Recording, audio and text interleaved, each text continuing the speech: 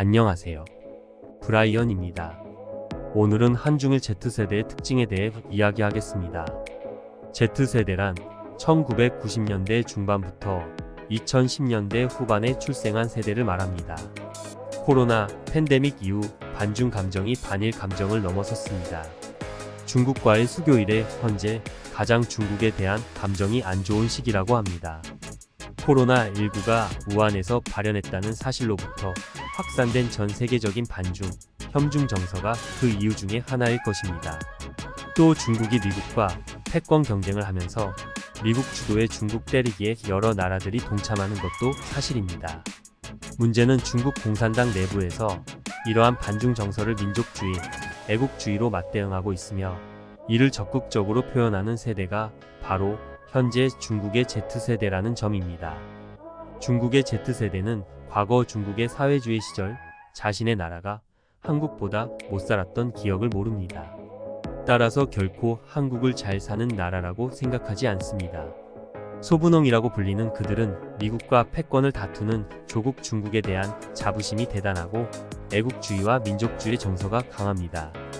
얼마 전 일본의 아베 전 총리 사망을 조롱하는 퍼포먼스를 보면 도를 넘었다는 생각이 들 정도인데, 전 세계적인 한류 문화에 대한 인기 속에서도 한류 문화, 한류 스타를 부정적으로 인식하고 한류 문화로부터 이탈하여 자국 문화로 관심을 옮겨가는 비율이 높은 세대가 그들입니다. 여기엔 중국 국영 언론의 영향도 적지 않습니다.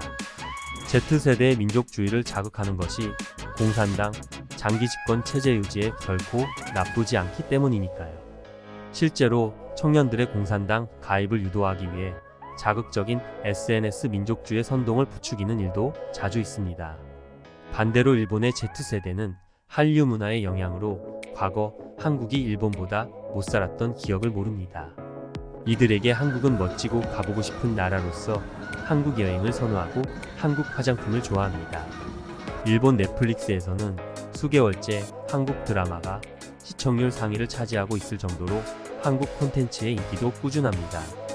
문화적으로도 이들은 중국보다는 한국에 정서적인 친밀감을 가지고 있으며 최근 4차 한류 붐에 따라 한국 문화를 즐기는 사람들이 증가하고 있습니다. 그렇다면 한국의 Z세대는 어떨까요? 우리 Z세대들은 동북공정이라는 중국의 역사 왜곡이 불거졌을 때 태어나서 사드 배치로 인해 중국과의 마찰이 극에 달한 시기에 성장했습니다. 그러다 코로나19 위기를 겪으며 학창시절 대부분을 비대면으로 경험하며 중국에 대한 감정이 이전 세대에 비해 최악인 상태입니다.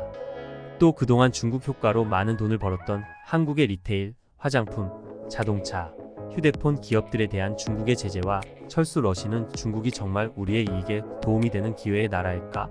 라는 의문을 가지게 만들었습니다.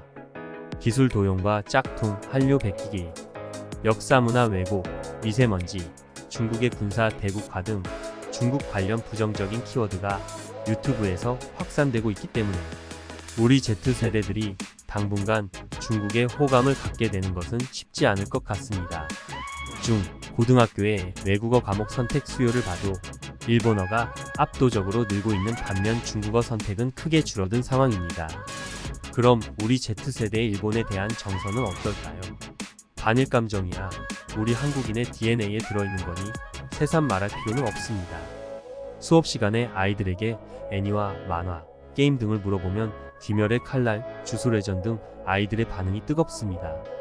얼마 전 체육대회를 지켜보니 여전히 하이큐, 드래곤볼, 이누야샤 등의 반티가 눈에 들어옵니다. 돈가스나 가라아게, 타코야끼 등은 아직도 아이들이 가장 거부감 없이 좋아하는 급식 메뉴입니다. 저는 지금의 한일 Z세대가 사회의 주역이 될 30-40년 뒤의 한일 관계가 무척 궁금합니다. 아마도 과거사를 극복하고 미래지향적인 상상 외의 한일 관계가 펼쳐질 것입니다. 이들은 넷플릭스에서 함께 드라마를 보고 유튜브에서 같은 노래를 듣고 같은 브랜드의 화장품을 사용하며 같은 게임을 즐기며 서브컬처를 공유한 세대들이니까요. 당분간 미국의 패권의 명함이라도 내밀 수 있는 나라는 현재 중국이 유일하며 이 관계는 앞으로 50년은 지속될 거라는 전망이 있습니다.